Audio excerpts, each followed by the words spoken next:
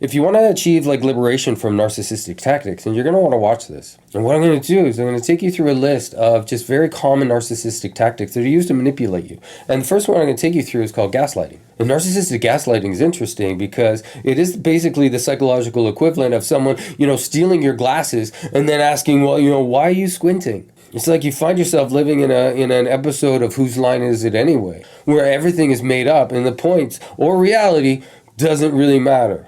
Narcissistic gaslighting is like, it's this mind game where your own thoughts and your own perceptions get just twisted around, just like a pretzel, and it ends up being this, this salty, confusing mess that's leaving you just thirsty for like truth. Then there's abuse amnesia, and this is like a narcissist's favorite little party trick. It's like one moment the narcissist is playing the magician, and the next the narcissist acts like they were never even at the show. The narcissists use abuse amnesia almost as their constant get-out-of-jail-free card. And it's to dodge responsibility. If I remember it happening, it never happened. Gaslighting, the impacts of gaslighting on victims of narcissism ends up being self-doubt. And after escaping, victims often carry, just the weight of just doubt and confusion, almost like a cloud. And it's like even after you walk out of this narcissistic maze, you still feel lost. And constant emotional invalidation from a narcissist doesn't just leave scars. It leaves question marks over every feeling and every decision we've ever made. So what do we do about narcissistic gaslighting? Well, we start by turning, self-doubt into self-assurance. This becomes like the turning point. Recognizing this pattern is the first step towards just reclaiming our mind after gaslighting. Think of it as reprogramming your internal GPS. And sure, I've been off course for a little while. Thank you, narcissist. But now I'm recalibrating. I'm redirecting towards a destination of self-trust and clarity. And it's not about you recovering from the past. It's about rebuilding a future where your voice, your feelings, your perceptions are the compass that just guides you. And every step forward is a step away from narcissistic gaslighting. And the further away you go, there's a dimming effect. And you end up moving towards, a place where your emotions are valid, where your thoughts are clear, and your truth becomes unshakable. And it's not about catching the narcissist's lies and holding them accountable. That's just not going to happen. What ends up happening is you end up trusting your truth, your reality. And your truth and your reality can't be gaslit away. And another covert tactic to be aware of is called projection. And projection in narcissism is almost like a movie that's just on repeat, where the narcissist is both the lousy director and the critic of the film at the same time. But somehow you end up getting the bad reviews, even though you're a character in their play. And it makes no sense because, you're being blamed for the plot holes in the narcissist's poorly scripted drama. It's their life drama. They're projecting their failures onto someone else. The narcissist can also project feelings onto you. The problem with narcissists, they just don't have the ability to process emotions. When they have an emotion, they have no idea what to do with it. So what does a narcissist do? They end up just projecting those feelings onto someone else, onto you. And you can picture it. It's like, here you are, you're just kind of like minding your own business. And, your life is fun. And suddenly you find yourself, you're talking to a narcissist. And as the conversation goes on, it's just like you sense that they're angry, and then all of a sudden you're angry. Or the narcissist is sad, and suddenly you're really sad. Or the narcissist is feeling, guilt or shame. And suddenly you're feeling guilt or shame for something that they did. It's nuts, I know, but that's what projection is. And once you kind of understand what projection is, you can actually use it to understand what a narcissist is feeling. You want to know how a narcissist is feeling? How are they making you feel? And once you kind of break that little bond, what you're realizing is those aren't even your emotions. It's not even my anger. It's not my sadness. It's not my guilt or my shame. It's theirs. I don't know what to do. It's like, give it to me. And I'm just politely saying, yeah, no, thank you. Go away. And then the narcissist is stuck with their feelings. And they just keep wanting to push it onto you and push it onto you. But after some time, it kind of feels like, if you're at an all-you-can-eat buffet and you've already had like 2 rounds of dessert. And here's a narcissist trying to force a 3rd round and a 4th round and a 5th round. It's like, no, thank you. I'm full. I'm not taking any more of your narcissistic projection. So go take your emotions just somewhere else. It's like, get lost. And you also find that there's other narcissistic manipulation tactics. Another tactic is love bombing followed by devaluation. And one way to kind of think of this tactic is almost like the weather in the tropics. Expect sunny spells of love, followed by, unpredictable hurricanes of disdain and destruction. This is a roller coaster of narcissistic affection and criticism. It just kind of leaves you, emotionally dizzy. One moment you're up in the clouds, and the next you're just plummeting to the ground. And another tactic to watch out for is called triangulation. In triangulation, maybe you're thinking, what the heck is that? And what you can do is you can think of it almost as like a toxic, narcissistic, love triangle, where the third point is a smokescreen. It's a distraction to make you feel like you're competing for the attention of the narcissist, almost like in the emotional Hunger Games. And you're not, because you're not Cactus Evergreen. And triangulation is a narcissistic manipulation tactic that's designed to create, insecurity and inadequacy in the victims. It makes you feel like you're just a pawn in a chess game that you never agreed to play. And Triangulation is this weird, twisted reality show, game show that narcissists play. And it's less about, who wants to be a millionaire, and it's more about, who wants to be a puppet in the narcissist love triangle.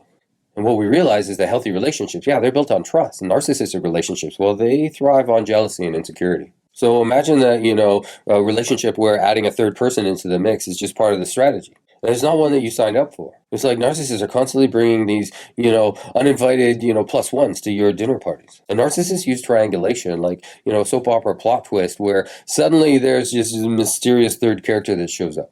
Whether it's a narcissistic ex, a flirty coworker, or, a random Instagram admirer. It's all about, stirring the pot. Remember that rule about being nice to waiters? Well, if a narcissistic partner is if you find that they're overly nice to everyone but you, it's not being friendly. It's actually a red flag that's just, waving a hurricane of neediness and insecurity. And narcissists can use triangulation pretty much anywhere. Could just be flirtiness while you're out for coffee, or could be just one of these harmless stories where all they seem to talk about is other people. It's like a magic trick, but instead of pulling a rabbit out of a hat, the narcissist, what they're trying to do is pull out jealousy from you. And the narcissist's favorite weapon is jealousy. And they bring out jealousy, not as like a small little, green monster, but it's a full-blown, Godzilla jealousy that's rampaging through just every emotional landscape. The narcissist is very, very skilled at manipulating you through jealousy. And it'll start subtly. It might just be like little comments like, why can't you be more like them? Or my ex is trying to get me back. And those little statements are not offhand remarks. They're all calculated moves in this narcissistic chess game where, your emotions are pawns. Like during the love bombing phase, the narcissist might, dismiss their ex as, crazy just to elevate you. But as soon as you start seeing through their facade, guess who suddenly becomes, the one that got away? Yeah, the same ex. And dealing with jealousy in a narcissistic relationship is very delicate.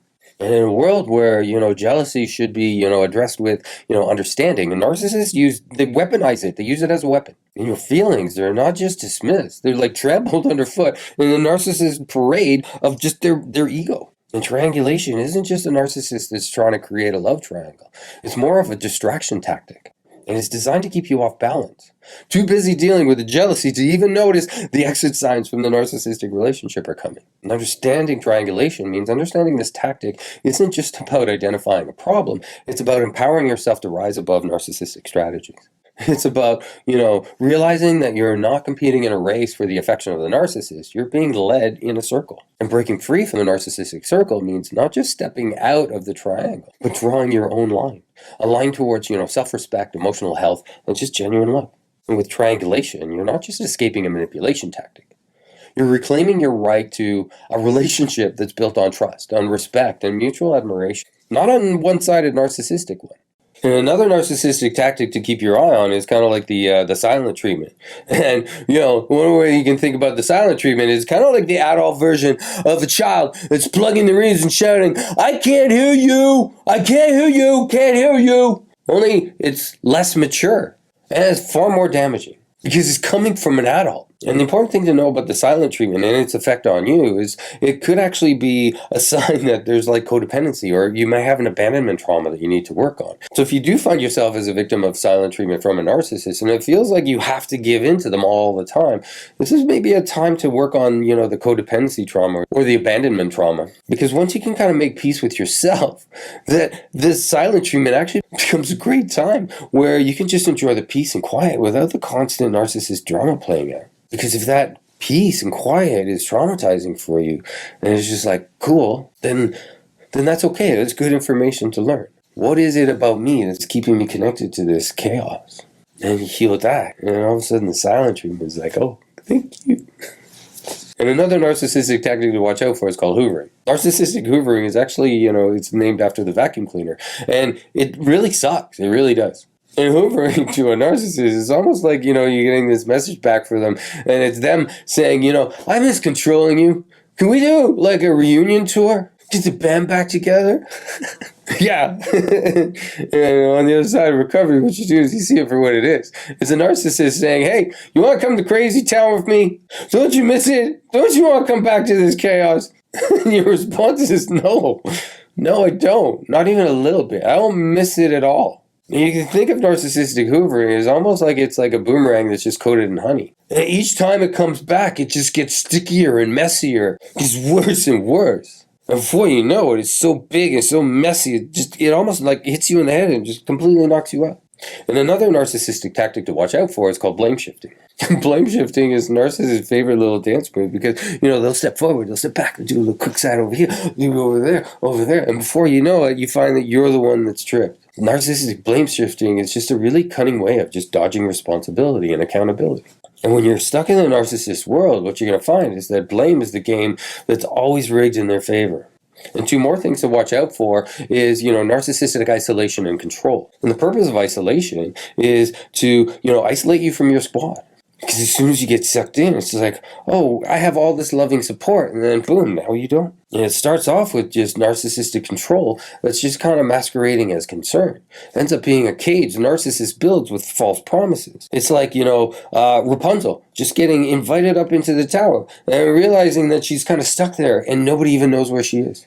And the point of this tactic is to cut off all lifelines, leaving you stranded like on an island where the narcissist writes all the rules. All right, it's very important to understand the dynamics that are at play in the narcissistic smear campaign. And this is to understand the narcissist's need for control. And welcome to the narcissist's own, production of the Emperor's New Clothes, where everyone's applauding. But the emperor is, quite frankly, naked. In order to create this facade, it's really important that a narcissist, gathers a harem together. And a harem to a narcissist is kind of like a fan club where the only membership requirement is just blind admiration. You can almost think of Flying Monkeys almost as like, a narcissist is the lead singer of a band and the harem is their groupies. And they're there to cheer every single note, even if it's off key. And these Flying Monkeys, these are people who will swear that the Emperor's new outfit is just stunning, even though they strut around, in their birthday suit, completely naked. They're like a complete idiot. So let's understand the dynamics that make up these harems that narcissists keep. And you can think of the harem as a cast of characters, each playing their own part in the narcissist's just grand drama. And these Flying Monkeys, they just reflect back, just like chameleons. They just change colors and personalities to match whatever the narcissist's needs are, all in the name of just to keep the show going. Because they believe the delusions. It's a performance where validation is the currency and the narcissist is the wealthiest person in the room. And Flying Monkeys are there just to feed the narcissist's need for supply and constant validation. And here's the weird thing. It's like when you're the only voice, the lone voice, is pointing out the emperor strutting around nude, you become the outcast by not only the narcissist, but also their harem of monkeys. And the harem's loyalty to the narcissist is just unbreakable, strengthening the narcissist's delusion of grandeur. It's like everyone's following a script, knows all the words of the script, and yet you've never even read it. And if you dare try to improvise, the narcissist just cues like just rage and denial, and suddenly you're the villain in this blockbuster. So what's the objective of the smear campaign? The smear campaign is a narcissist's closing act. The smear campaign is a narcissist's three-ring circus where you are unwittingly the cast member that happens to be the main attraction. And the narcissist will paint you as the abuser, waiting for you to slip up so they can pull you back into their toxic orbit. And remember, this isn't just about discrediting you. It's about maintaining the narcissist's false narrative and their control. It is about seeing the play for what it is. It's a performance built on narcissistic illusions. This awareness isn't just a curtain call, it's your spotlight. It's about, reclaiming your story away from the narcissist delusions and stepping out of the shadows of doubt and manipulation. The smear campaign is, the final act of Narcissist where you're not the spectator, you end up being the star because you're going to shine through it. After all the dust settles, everything fades away. You end up shining bright on your own path towards healing and empowerment. So what's the best way? What's the best way to protect ourselves and defend ourselves from narcissistic smear campaigns? And you can think of it as, a game of emotional dodgeball. And the key move is no contact with the narcissist. It's about dodging the narcissist smear ball and not throwing it back. And cutting ties with the narcissist and their fan club of monkeys is like, hitting the mute button on a broken record. And stepping away from a narcissistic drama is like canceling your subscription to a series that's just gone off the rails. It's like the last season of Game of Thrones. We're going to stop at season 7. No more episodes. No more reruns. Just peaceful, blissful static. Now, in order for narcissists to just kind of create their manipulation, what's really important to them is creating a sense of isolation of victims from their community, from their connection. And what you might find is that challenging a narcissist, world of delusions is kind of like being the only one wearing 3D glasses at a 2D movie. Everyone is watching one film, but you're seeing a completely different version. And the narcissist, harem or their entourage is just too deep into this plot to even notice the script's flaws, leaving you as the sole voice of reason. And what it ends up being is a classic case of one against many. But remember, standing alone doesn't mean that you're wrong. It often means that you're the only one in the narcissist world that's brave enough to speak the truth. So let's dig in deeper. Let's really understand the smear campaigns and the campaign dynamics that are at play. And what you find is post-discard, the narcissist turns into this spin doctor, and they're creating a narrative where you're the villain. And it's their version of a narcissistic PR campaign. Except there's no truth in this version of events. And you can think of the narcissistic smear campaign as like a blockbuster film where the plot twists are just become so predictable as, that little jump scare that happens in horror movies. It's coming, but the key is just not to flinch. And the point of the smear campaign, it's all about tarnishing your image. It's a chess move to protect the lies and deceptions of the narcissist, false identity, their false ego. And what narcissists are trying to do is they're trying to checkmate your emotions, trapping you back in their game of control and manipulation. And what you can do is recognize that the narcissist smear campaign can actually be a strategy for you. It could be your power play.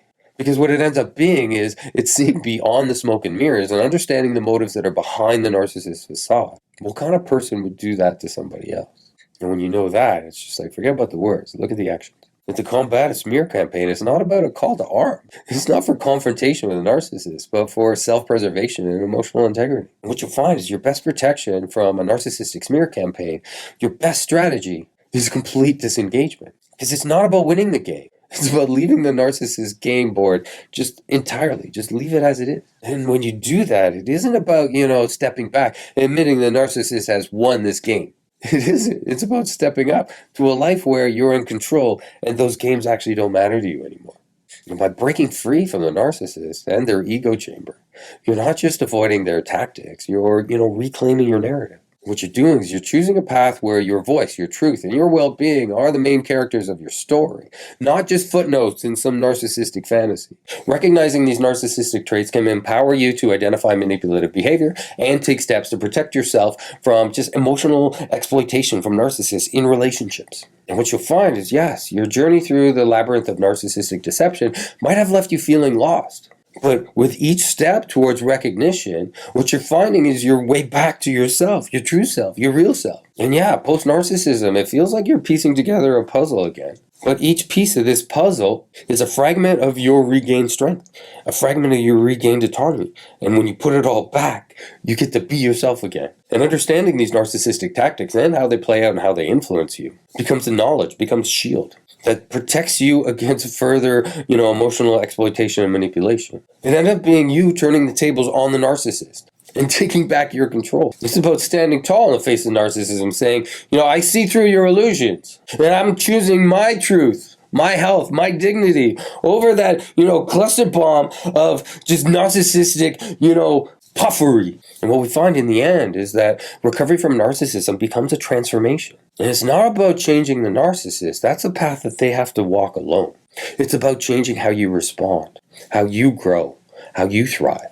It's about turning the tide from, victim to victor, from, pawn to power player. And always remember that in this game of narcissistic emotional chess is yours. The next move is yours. Thank you so much for watching. If you're new to my feed, my name is Miles, and I'm a hypnotherapist who specializes in the recovery of narcissism. And what I find is hypnotherapy is just a great tool for calming and focusing a traumatized mind. So if you'd like to learn more about me or my program, just click on the link in the comments or visit narcovery.com.